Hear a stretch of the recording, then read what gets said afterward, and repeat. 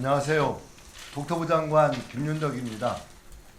정부는 국민이 원하는 곳에 충분한 양의 주택을 공급한다는 일관된 원칙 아래 작년 9월 약속드린 수도권 135만 호 착공 목표를 위해 총력을 다하고 있습니다. 지난 한 해가 목표 이행을 위한 토대를 다지는 시간이었다면 올해는 공급의 성과가 가시화되는 원년으로 만들어낼 것입니다. 오늘 발표하는 도심 주택공급 확대 및 신속화 방안은 주택공급 촉진 관계장관회의를 통해 관계기관이 함께 일군 첫 번째 성과입니다.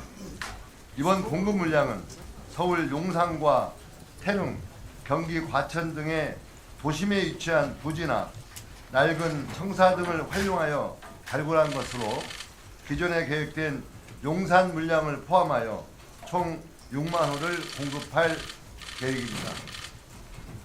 이는 판교 신도시 2개를 합친 것과 유사한 규모로 특히 청년과 신혼부부 등에 중점적으로 공급하여 청년들이 미래를 꿈꾸고 가정을 꾸릴 수 있는 튼튼한 안식처로 만들어 나갈 것입니다. 아울러 이번 공급 방안은 부지 발굴 초기부터 관계기관이 합심하여 마련한 만큼 실행력 또한 그 어느 때보다 강력할 것으로 생각하고 있습니다. 불필요한 절차는 과감히 덜어내고 내년부터 착공이 이루어질 수 있도록 속도감 있게 진행해 나가도록 하겠습니다. 그럼 지금부터 구체적인 입지와 세부 추진 방향에 대해 설명드리겠습니다. 첫 번째, 용산에 13,500호를 공급하겠습니다. 용산역, 용산공원 등 국민들께서 선호하는 입지 여건을 가진 국제업무지구, 캠프킴, 501 정보대, 반환 토지 등을 대상으로 국제업무지구는 기존 구상에서 용적률 상향 등을 통해 당초 6,000호에서 최대 1만 호까지 공급을 확대하겠으며 캠프킴 부지는 녹지 확보 기준 합리화를 통해 기존 1,400호 규모에서 최대 2,500호 수준으로 공급 규모를 확대하고 2029년 착공 목표로 추진하겠습니다. 501 정보대 부지는 토지 정화가 완료된 만큼 계획 수립을 거쳐 28년 착공 목표로 150호를 공급하고 용산 유수지 등 인접부지 약 1,000호도 차질 없이 추진해 나가겠습니다. 두 번째, 과천에 9,800호를 공급하겠습니다.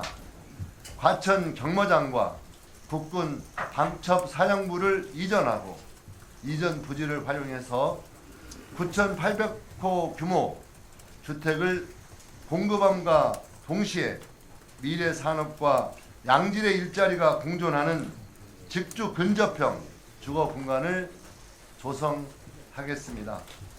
아울러 시설 이전이 선행되어야 하는 만큼 2026년 상반기 중 농식품부와 국방부가 시설 이전 로드맵을 수립할 예정이며 계획 수립 과정에서의 마사회 등 관계 기관 의견을 충분히 수렴함으로써 속도감 있는 착공이 될 수 있도록 하겠습니다. 세 번째, 태릉 CC를 본격 추진하겠습니다. 장기간 진척되지 못했던 태릉 CC 개발 사업을 유산청의 협조하에 세계 유산 영향 평가를 거쳐 본격적으로 추진하겠습니다. 주민을 위한 교통대책 마련과 함께 충분한 녹지 공간을 조성하면서 총 6,800호의 주택을 공급해 나가겠습니다. 네 번째, 성남에 신규 공공주택지구를 지정하겠습니다. 판교 테크노밸리와 성남시청이 인접한 우수 입지에 신규 공공주택지구 약 20만 평을 지정하여 총 6,300호를 공급하겠습니다. 주거 수요가 높은 곳인 만큼 관련 인허가, 보상 등을 조속히 시행하여 30년 착공을 목표로 추진해 나가겠습니다. 이외에 공공시설 이전을 통한 동대문구 1원 1,500호, 은평구 불광동 1원 1,300호, 광명경찰서 부지 550호, 하남 신장 테니스장 부지 300호와 함께 군부지를 활용한 강서 군부지 918호, 금천 공군부대 2,900호, 남양주 군부지 4,180호, 고양시 소재 구 국방대학교 2,570호 등 도심 내 핵심 입지에 위치한 총 5만 호 규모의 물량을 2027년부터 순차적으로 착공해 나가겠습니다. 다음은 노후청사 복합 개발입니다. 국토부와 재경부는 국유지, 공유지, 공공기관 부지를 검토하였으며 지방정부와 협의를 완료하여 도심 내 우수 입지에 바로 사업이 가능한 곳 1만 호의 후보지를 우선 발굴하였습니다. 이번에 발굴한 후보지는 서울 20개소 총 6,000호, 경기 인천 14개소 4,000호입니다. 주요 후보지를 예로 들면 서울 강남구에 위치한 LH 소유의 서울의료원 남측 부지입니다. 정부는 서울의료원 부지를 활용하여 주택과 함께 스마트워크 센터와 같은 비즈니스 시설을 결합하여 미혼 청년 등을 위한 주택 약 500호를 공급할 계획입니다. 여타 부지에 대해서는 자료를 참고해 주시기 부탁드립니다. 국민 여러분, 정부는 이번 발표에 안주하지 않겠습니다.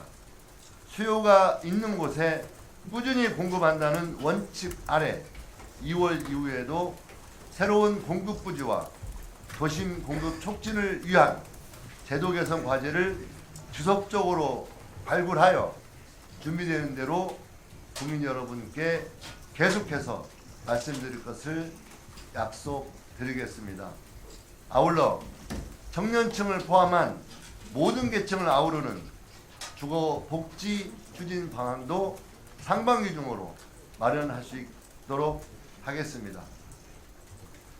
국토부는 관계부처와 힘을 합쳐 공급의 전 과정을 끝까지 책임지고 실행해 나가겠습니다.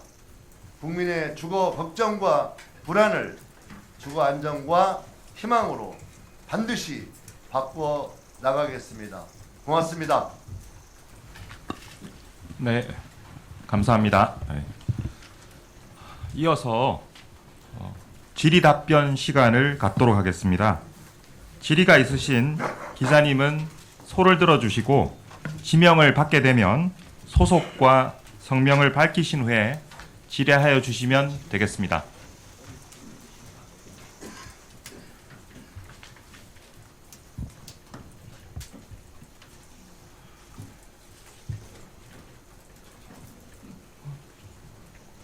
네, 김유진 기자님. 네. 네, 안녕하세요. 질문 기회 주셔서 감사합니다. 조선비스 김유진입니다. 그 태릉 CC는 과거 정부에서도 추진됐다가 이게 좀 지지부진했던 걸로 아는데 이번에 어떤 그런 부분이 해소가 돼서 다시 재추진되는지 궁금합니다. 그 태릉시 문제는 지난 정부에서 발표해서 제대로 진행이 안 됐는데요. 그 전에 진행이 안 되었던 문제가 세계유산 영향 평가 문제에 대한 어떤 준비가 부족했고 당시에 관계부처와도 이견이 있으면서 제대로 진행이 못했던 측면이 있어서 이번에는 세계유산 영향 평가에 대해서 가능한 빠른 시간 안에 그걸 제대로 받도록 하고 또 세계유산 영향 평가의 그 발맞춰서 저희들이 가능한 뭐 준비를 좀 제대로 해서 진행을 하게 될 경우에 충분히 가능하다는 판단을 하고 있고요. 여기에 대해서 과거와 다르게 국가유산청과 우리 국토부가 좀 잘 현재까지 굉장히 원활하게 협의가 잘 되고 있다는 말씀 드리겠습니다. 네, 신재근 기자님. 네. 네, 안녕하세요. 한국경제TV 신재근입니다. 두 가지 질문이 있는데요. 서울시에서는 용산 업무지구 개발할 때 1인당 녹지 비율 같은 거 고려하면은 8,000세대가 뭐 현실적이다 이런 입장을 견지하고 있는데 여기에 대해서 뭐 협의가 끝난 건지 일단 궁금하고요. 그리고 두 번째는 이번에 개발 제한 구역 그린벨트는 빠져 있는데 이 빠진 뭐 배경이 있는지 질문 드리겠습니다. 예, 현재 서울시하고는 지금 협의를 계속 진행하고 있습니다. 그래서 물론 서울시하고 이견이 있는 점도 좀 있고 또 약간 협의 과정에 있는 것도 있고요. 다만 저는 서울시장님께서 용산 정비창 추진 과정에서 시행 시기가 더 늦어지는 그런 것은 있어서는 안 되겠다. 그래서 가능한 시행 시기를 지키면서 공급이 제대로 될 수 있다고 하는 전제하에 가능한 공급을 좀 할 수 있는 폭이 서울시장님은 8,000원 정도는 충분히 가능하지 않느냐 이런 의견을 가지고 있고요. 다만 저희들이 교육청과 협의를 잘 해서 교육청 협의를 끌어낸다면 학교부지라든가 이런 문제가 조정이 되면 거기에 추가적으로 공급을 진행할 수 있겠다라는 판단이 있습니다. 그래서 현재 저희가 교육청하고 원활하게 논의가 잘 진행되고 있기 때문에 이번 발표에서 최대 10,000원까지 짓겠다라는 의지를 표명한 거고요. 제 서울시와 협의가 잘 돼서 국민 여러분들께서 걱정하지 않으시도록 잘 추진될 수 있도록 하겠다는 말씀 올리고요. 이번 그린벨트와 같은 곳에 대해서 저희들이 여러 가지 면을 검토하고는 있습니다. 그래서 현재 다만 저희들이 특정한 날짜 정해놓고 공급을 한다 이런 패턴보다는 지속적으로 그린벨트 문제에 대해서 좀 조사하고 또 새로운 발굴 유희부지라든가 노후청사라든가 이런 것들을 좀 해 나갈 거고요. 이번 이제 성남 지역에서 진행된 곳은 일부 지역이 그린벨트 지역이 포함되어 있는 경우도 있습니다. 그래서 그렇게 여러분들께서 공유해 주시면 좋겠습니다. 네. 오은선 기자님. 네. 안녕하세요. 채널A 오은선입니다. 이번에 청년과 신혼부부 위주의 공급이라고 하셨는데 그러면 임대 물량이 위주가 되는 건지 궁금하고 이번에 발표된 그 물량 중에 임대 물량과 분양 물량의 비중이 어떻게 되는지도 궁금합니다. 현재 임대 물량과 분양 물량을 정확하게 양을 구분해서 지금 정하지는 않았고요. 저희가 아까 말씀드리겠지만 현재 주거복지 로드맵을 상반기 중에 발표할 예정이기 때문에 전체적으로 청년과 신혼부부층에게 또 그 세대에게 뭔가 적극적인 주거복지 플랜을 마련하겠다 이렇게 생각하고 있다는 말씀 드리고 이번에도 역시 그런 것을 강조해서 저희들이 말씀드리겠다고 받아주시면 좋을 것 같습니다. 그래서 지금 뭐 임대 물량이 많고 분양이 적다 이건 약간 좀 과하고요.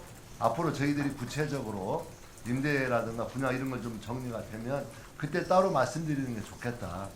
이번에 저희가 공급 물량을 준비하면서 어쨌든 지난 몇 년 동안 서울의 주택 공급, 수도권의 주택 공급이 매우 부진하면서 실제 많은 국민들이 불안해하고 있는 것들을 해결하기 위해서 정말 여러 가지를 정말 연끌해서 뭔가 준비를 해봤는데요.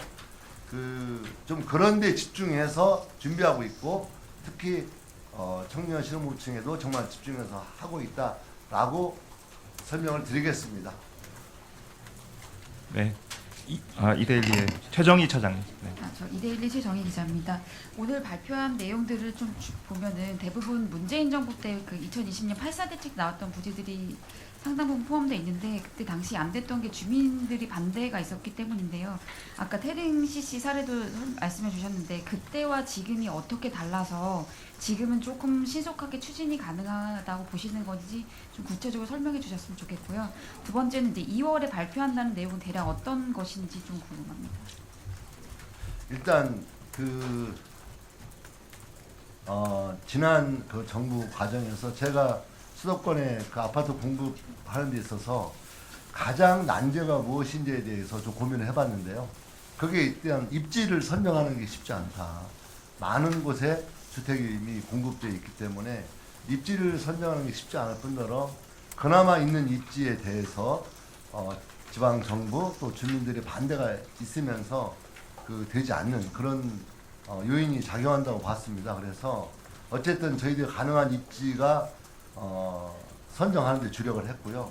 일부 기관은 지방으로 이전하는 걸 전제로 해서 그런 입지들을 샅샅이 조사를 했다는 말씀 드리고, 또는 주민들과 지방정부에서 반대한 이유를 또 살펴보니 계속 주택만 짓는 것에 대한 거부감이 존재한다는 겁니다. 그래서 주택을 공급하지만 자족 기능을 활성화시키거나 아니면 어떤 거기에 첨단 산업이라든가 여러 가지 어떤 일자리가 들어갈 수 있는 그런 것들을 결합시켜서 발전시키는 게 좀 더 설득력이 있겠다. 그래서 과천이라든가 또 그런 여타 그런 부지에 대해서 지방정부와 협의를 계속해 나가고 있고, 그 과정에서 지방정부에 또 그 기관의 긍정적인 그런 어떤 신뢰할 수 있는 어떤 답변이 나오고 협의가 잘 되는 과정에서 상당히 진척될 수 있었고요.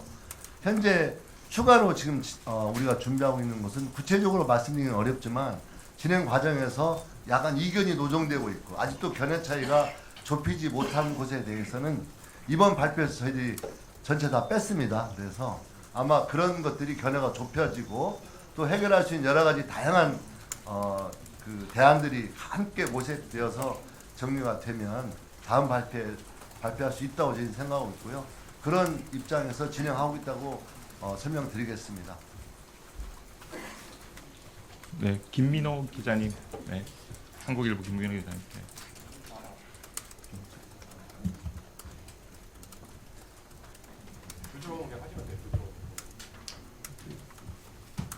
예. 한국일보 김민호입니다. 노후청사 재개발 물량이 상당한데 관련해서 그냥 간단한 질문 두 가지 여쭤볼 건데요.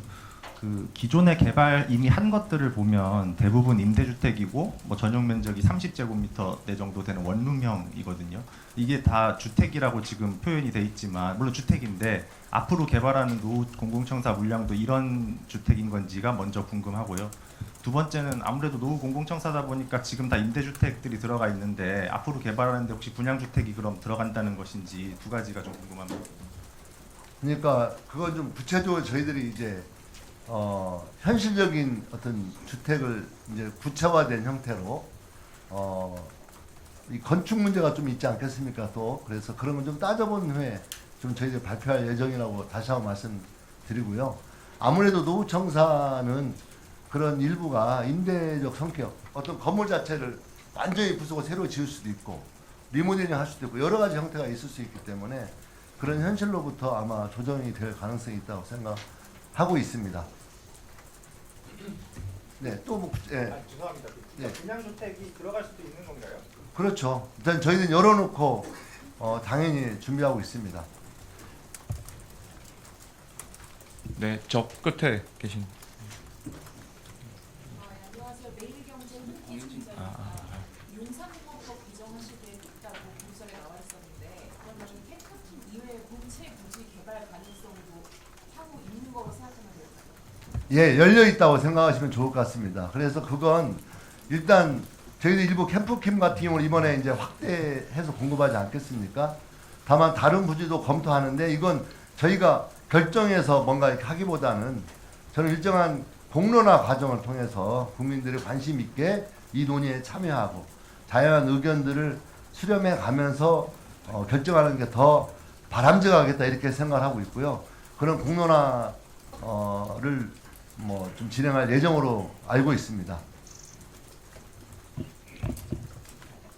네, 이투데이 조유정 기자님. 네, 안녕하세요. 입니다. 궁금한 게 있는데 주택 공급 위해서는 정비 사업도 빼놓을 수 없을 것 같은데요. 민간 정비 사업 활성화를 위해서 제초안이라던가 이런 부분은 좀 논의가 되고 있으신 건지 궁금합니다. 일단 제초안 문제에 대해서는 현재 국토부에서 논의된 바는 없습니다.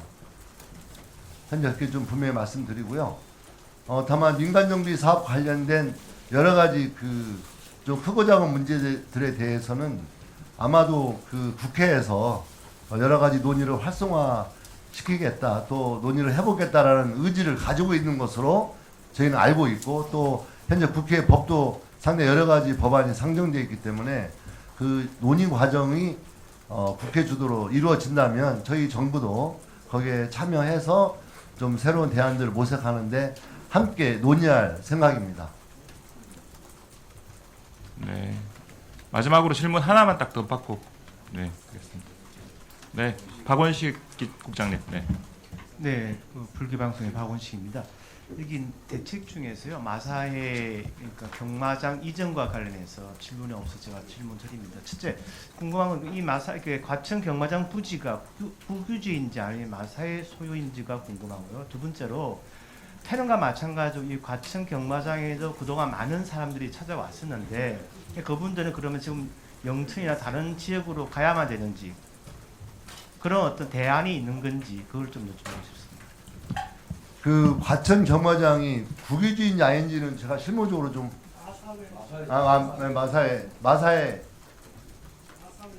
마사회 소유라고 지금 확인이 됐고요.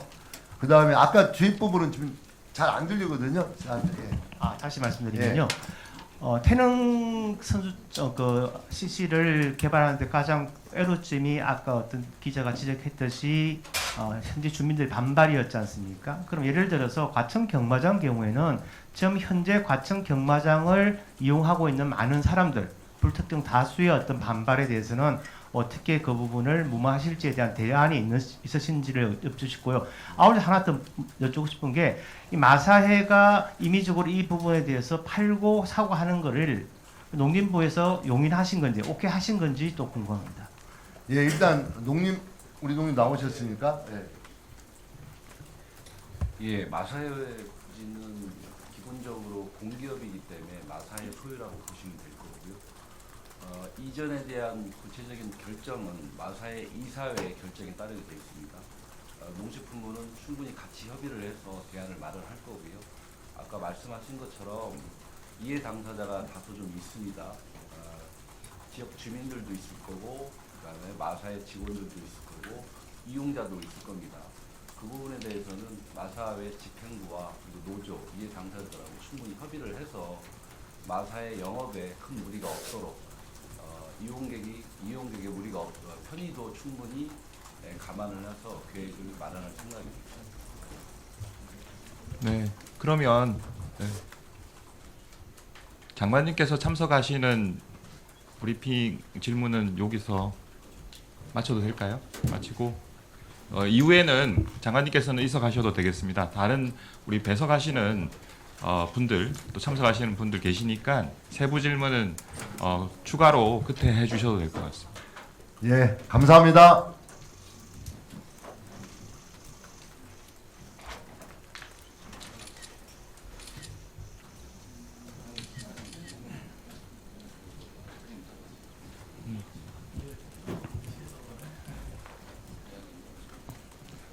네. 추가적인 질문 있으시면 해주시면 되겠습니다. 네. 네, 우리 김은경 기자님. 네, 이데일리 김은경입니다.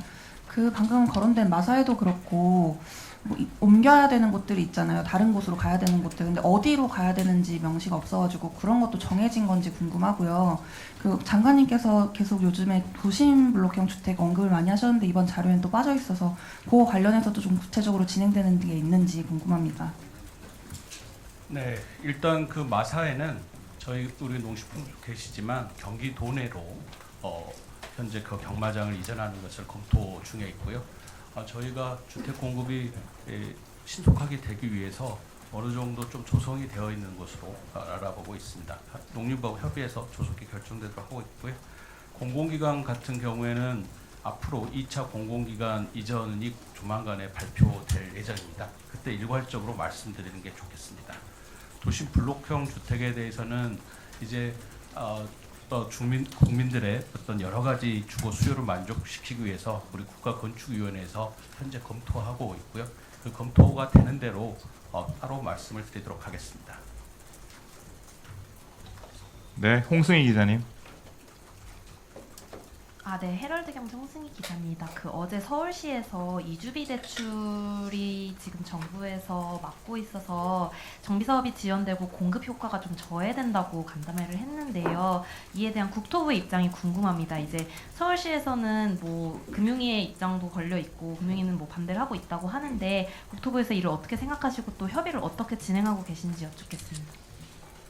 이주비 대출에 대해서는 이제 저희가 어떤 이주에 있어서 규제적으로 묶이더라도 영향을 가장 최소화할 수 있도록 뭐 관리처분 계획 인가를 이미 받은 거에서는 이주비 대출이 가능하도록 했고, 또 개인이 LTV 이외에 대출 이외에 조합이나 시공사를 통해서 받을 수 있는 추가 이주비 대출도 가능토록 하고 있습니다. 또 저희가 이제 소형 정비 사업들 거기 있어서는 2.2%의 이자율로 이주비를 포함한 총 사업비의 50%를 지원하는 그런 수단도 있고요. 또 개인들이 전세 대출을 활용할 수도 있습니다. 그래서 여러 가지 수단이 있습니다. 그렇지만 서울시에서 말씀드렸다시피 이주비 대출에 실제 어려움이 있는 그 주민들이 있을 수 있다고 저희도 보고 있고요. 앞으로 어떤 정비 시장에 우리 그런 조합이나 주민들의 어려움을 좀 살펴보고 필요하면 관계기관으로 협의해서 개선하는 방안도 검토해도 나가도록 하겠습니다.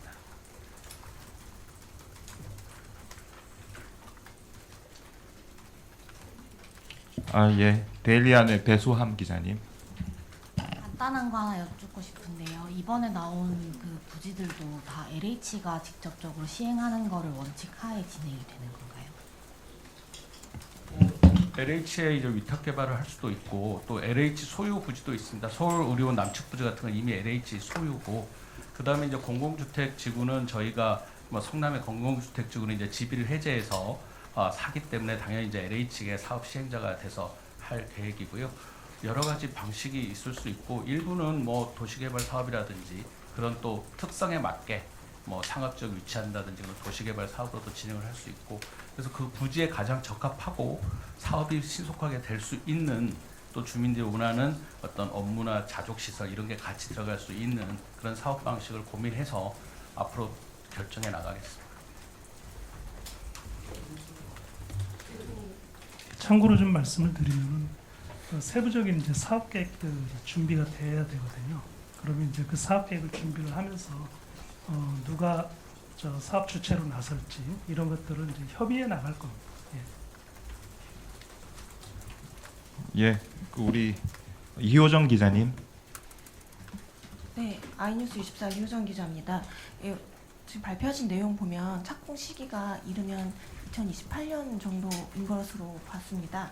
근데 이게 실질적으로 협의의 과정이나 이런 것들이 있는데 중간에 예비 타당성 조사라든지 이런 거를 좀 절차를 생략해 준다고 해도 그 목표 시점에 진짜 착공이 어느 정도 실현 가능성이 있는지 여쭙고 싶고요.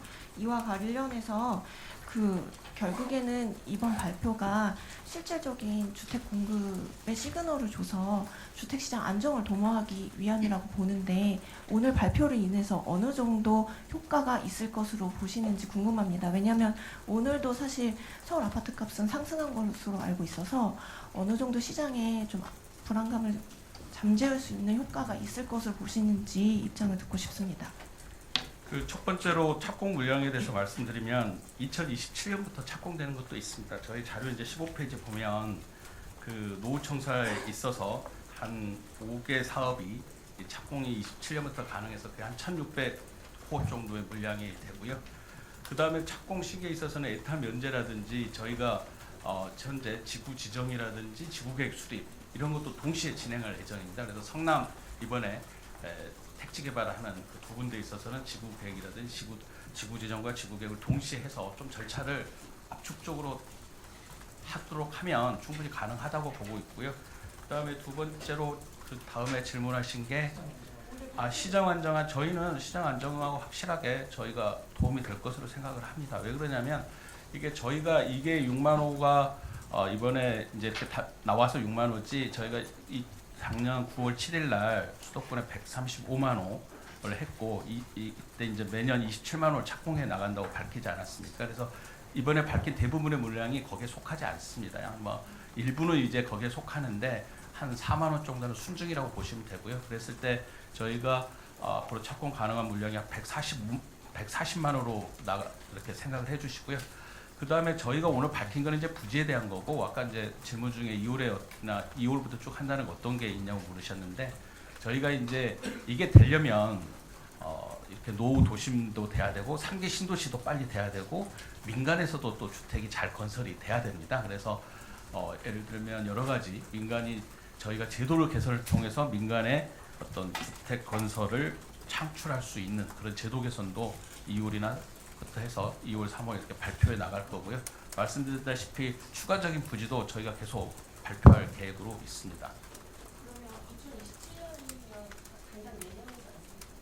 그러면 그 모든 절차를 많이 감안해서 내년까지 착공이 가능한 수 내년에 이제 착공이 가능한 이 국공유지는 이제 우리 재경부에서 말씀을 해주시겠지만 저희가 이제 이것들은 사실 그 동안에 좀 사업들이 진척이 아주 장기간 지연되거나 어떤 문제로 인해서 안 된 것들입니다. 그래서 그것들을 저희가 사업 방식을 바꾸거나 또 지자체가 협의를 통해서 그런 문제점을 제거를 했기 때문에 좀 진도가 빨리 나갈 수 있다 그렇게 생각해 주시면 되겠습니다.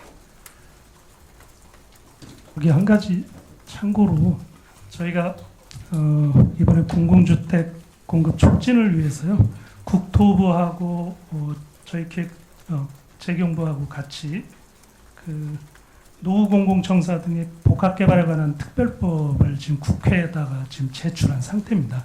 그 이제 의원 입법으로 나가 있는데요. 그 내용 안에는 그러니까는 기존의 이제 주택 건설 관련해서 규제나 또는 재정 지원이나 또는 그 협의 과정이나 이런 것들을 갖다 간소화시키고 또 강력하게 지원하고 하는 내용들이 들어가 있기 때문에 그 법이 통과가 되면 더 빨라질 거다 이런 말씀을 드립니다.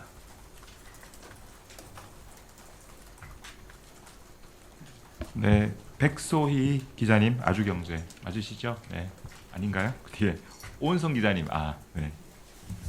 방금 그 노후청사 부지 5개 부지를 내년에 착공 가능하다고 하셨는데 어디 있는지 좀 궁금합니다. 그 15페이지에 우리가 15페이지 우리 본안건 15페이지에 저기 별첨에 그리고 저희 본안건 마지막에 별첨에 들어 있습니다. 찾으셨어요? 네, 우리 배시진 기자님.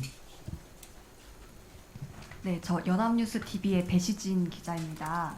공급 계획이 나와서 그런데 규제에 대해서도 간단하게 좀 여쭤보겠습니다. 최근에 양도세 중과세 방침도 나왔고 보유세 강화까지 얘기가 이게 나오고 있는데 이제 좀 세제 카드도 들여다보실 것 같은데 좀 시점 언제쯤일지 관련해서 좀 질문 하나 드리겠습니다. 재경부 차관보입니다. 어제 우리 대통령실 정책실장께서 말씀하셨다시피 대통령도 말씀하셨죠.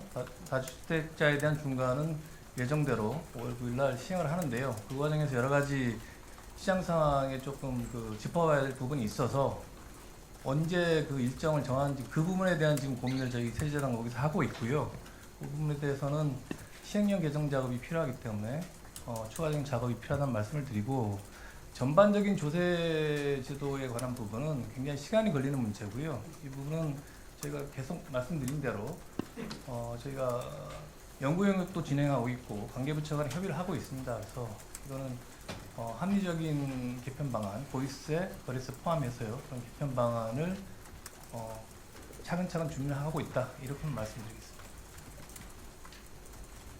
네, 홍성희 기자님. 네. 5월 9일부터 시행하는 걸 전제로 시행령 개정을 언제 해야 할지 고민을 하고 계시다는 말씀이신지 한번 확인 부탁드리고요. 네. 시행 일정, 그러니까 이게 종료되는 일정이죠. 종료되는 일정에 관해서는 여러 가지 좀 사정들이 있습니다.